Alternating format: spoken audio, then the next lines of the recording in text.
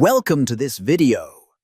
If you're having trouble with your microphone in Microsoft Teams or simply want to switch to a different one, you're in the right place.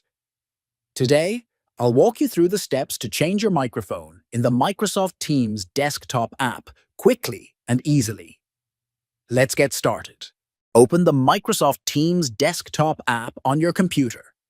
In the top right corner of the window, click on the three dots next to your profile picture. From the drop-down menu, select Settings.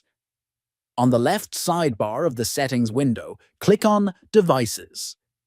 In the Audio Devices section, find the drop-down menu labeled Microphone. Click on the drop-down and select the microphone you want to use from the list. And that's it! Now you know how to switch your microphone in Microsoft Teams.